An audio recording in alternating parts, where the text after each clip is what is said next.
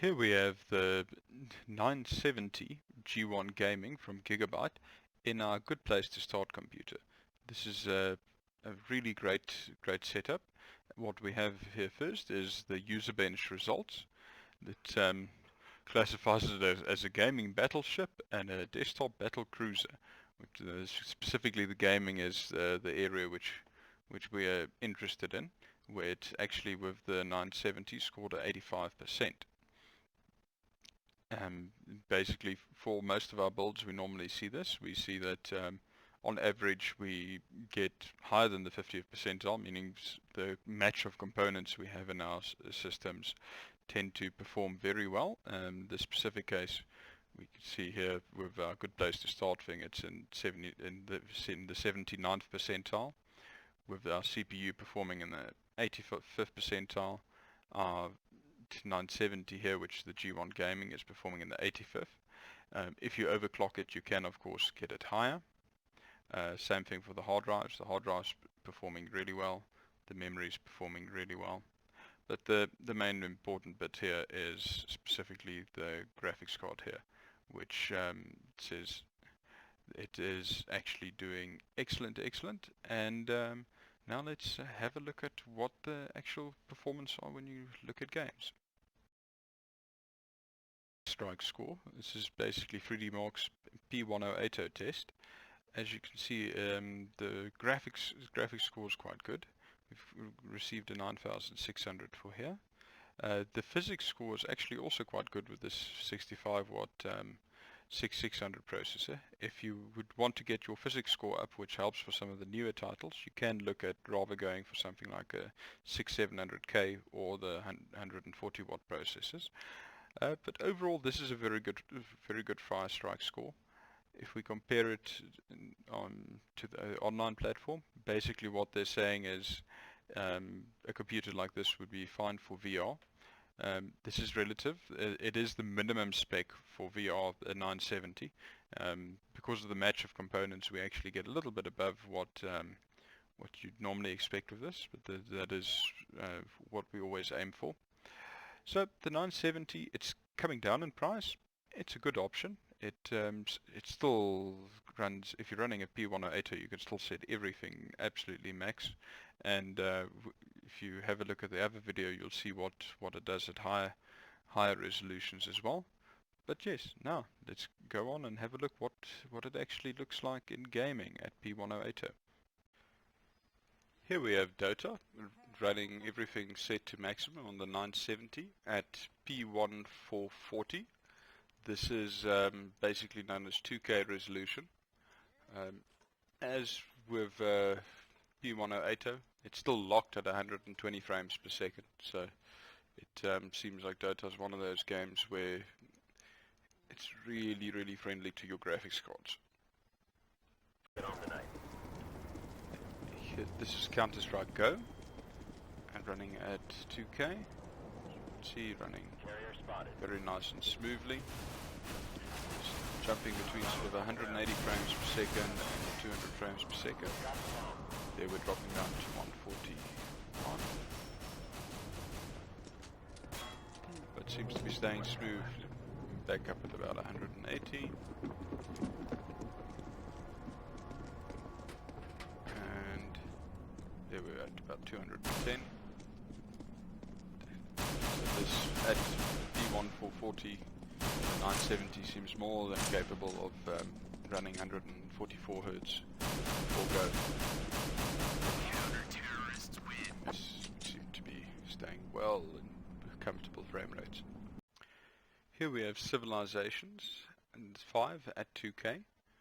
It seems to be running nice and smoothly. We are getting those 130 frames per second.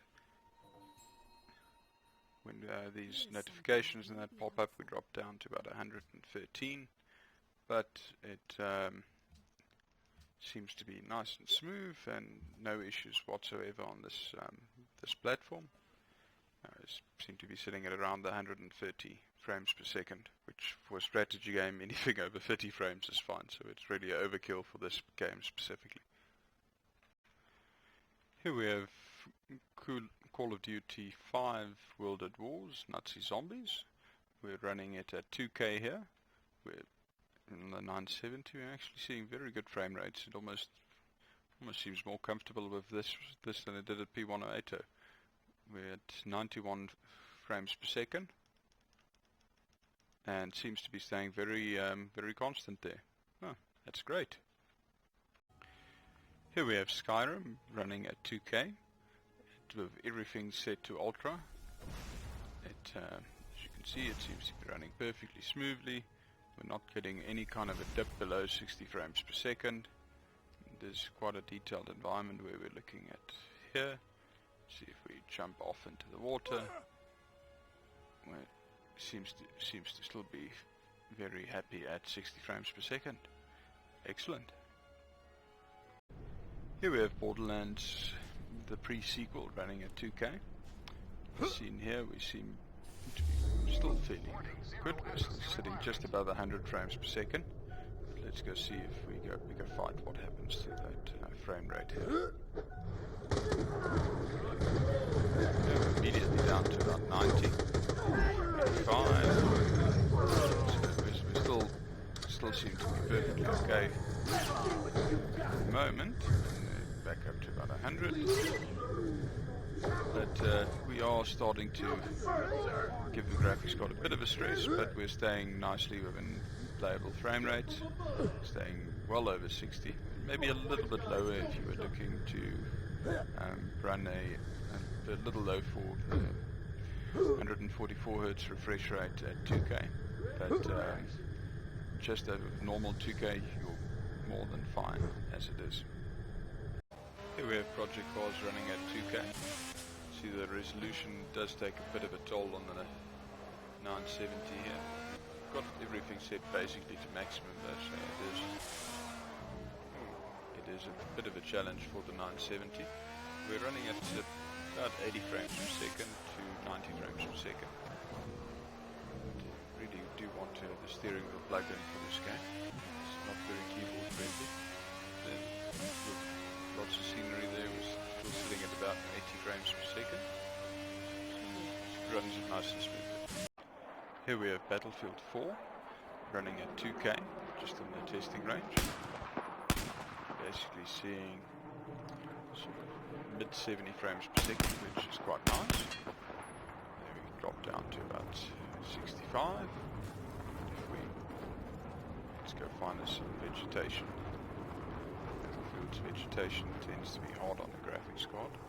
Okay, we're dropping down to about 60, 58, 63, but still staying nicely around the 60 frames per second.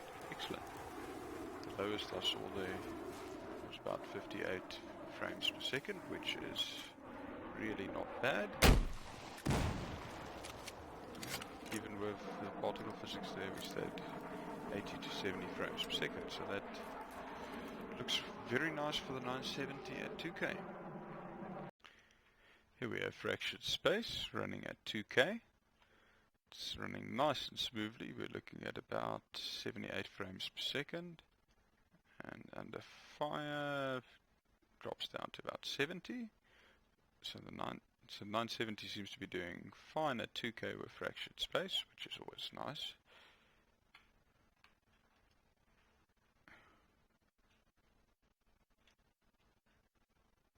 And the lowest we saw there was about 69 frames. That's excellent. Here we have 3D Mark's new Time Spy DirectX 12 benchmark running on the GTX 970 G1 Gaming.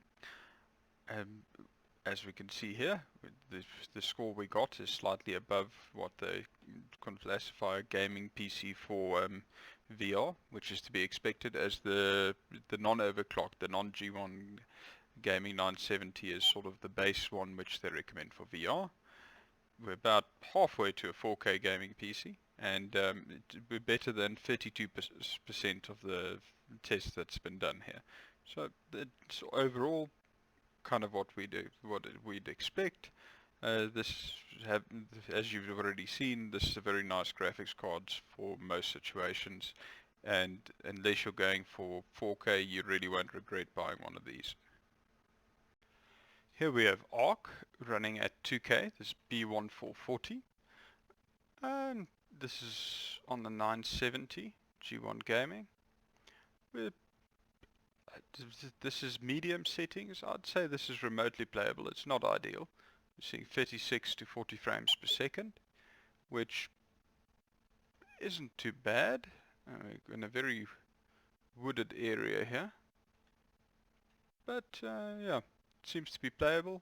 But I prefer to try it a little bit lower. Let's just see what happens if we turn it down to low settings here. Ooh, yes, on low settings we lose a lot of detail. But on low we're running 85, 88, 97. So we're running very high frame rates. So somewhere between low and medium I would say is the ideal settings here. Yeah, so 2K seems to be alright.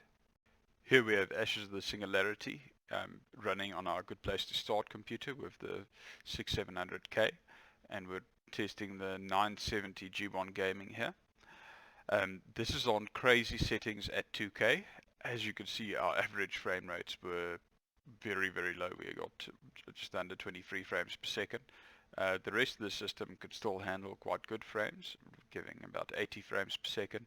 And the lowest average we saw here was 21, but we saw the actual frame rate drop way below that, as this is the average, not the lowest. As you can see here, we got quite a big spread between what the rest of the system's resources can handle, which is the green, and what the actual score was, which is the blue, which is in this case GPU limited.